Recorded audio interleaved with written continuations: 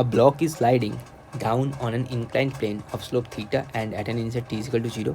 This block is given an upward momentum so that it starts moving up with inclined surface with velocity u. Okay, the distance traveled by the block before its velocity becomes 0. Very good question. Okay, तो ये वाला question इस तरह का पहले draw कर लीजिए situation. Inclined plane तो ड्रॉ कर लेते हैं ऐसा, राइट.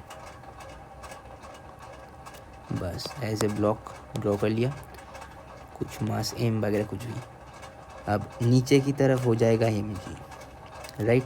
तो जी नीचे की तरफ, ये वाला एंगल अगर थीटा है तो ऐसे इसका एक कॉम्पोनेंट और इधर एक कॉम्पोनेंट, ये वाला एंगल 90 माइनस थीटा, ये वाला थीटा. तो अगर ये वाला थीटा हो जाएगा तो जी, तो ये वाला हो जाएगा जी कॉस थीटा, राइट, क्योंकि ये वाला एंगल थीटा हो गया. और ये वाला जो कॉम्पोनेंट है this will be g sine theta. अब तो इनिशियल वेलोसिटी कितना था, यू बोला था क्वेश्चन में यू. तो यू के साथ ऐसे स्टार्ट किया जर्नी, जाके इधर कुछ ज़ीरो हो जाएगा वी, राइट. बस तो डिस्टेंस कितना आराम से निकल जाएगा. कैसे, तो v square is equal to u square minus 2s formula apply कर देंगे. तो वी स्क्वायर मतलब 0 square will be equal to u square, u कितना यू स्क्वायर माइनस 2 इंटू, अब ए का वैल्यू कितना होगा, ए का वैल्यू देखिए जो डिक्लेरेशन होगा, ये वाला जो जी साइन थीटा था यही होगा ना ए का वैल्यू, राइट. तो g into sine theta into s, बस. तो इसका वैल्यू कितना, u square by 2g sine theta, right. बस तो आंसर आ जाएगा ऑप्शन 2. तो इस तरह का क्वेश्चन में ये जो जी साइन थीटा आया, इसको हम बोलते हैं कि इफेक्टिव एक्सीलरेशन और इफेक्टिव डिक्सीलरेशन. जी इफेक्टिव, हमेशा ट्राई करिए जी इफेक्टिव का वैल्यू कितना है, कितना इफेक्टिव वैल्यू के साथ वो वाला चीज़ एक्सीलरेट हो रहा है या डिक्सीलरेट हो रहा है, ये फाइंड करना. तो आसानी से हम लोग जो फार्मूलाज हम लोग पढ़े हैं उसको अप्लाई कर देंगे, जी की जगह जी इफेक्टिव अप्लाई कर देंगे, राइट. बस यही मेंस 26 का ये वाला क्वेश्चन देखिए.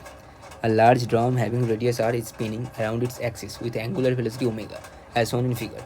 The minimum value of omega so that a body of mass m remains stuck to the inner wall of the drum, taking the coefficient of friction between the drum and surface and mass m as u. Okay, तो मास दिया हुआ है ये वाला चीज़ का, ये वाला मास m है. ओके बढ़िया. अगर स्पिन हो रहा है ऐसे, मतलब ऐसे ऐसे स्पिन हो रहा है, तो डायरेक्शन दिया हुआ है, तो क्या होगा, एम नीचे गिरना चाहेगा ना, लेकिन गिर नहीं रहा है. इसका रीज़न क्या है, गिरेगा, गिरने का डायरेक्शन होगा नीचे की तरफ, तो फ्रिक्शन लगेगा ऊपर की तरफ रिलेटिवली. ओके बस. तो ये वाला जो चीज़ है एम का जो मास मतलब यानी एम, तो वेट किधर होगा, डाउनवर्ड, राइट.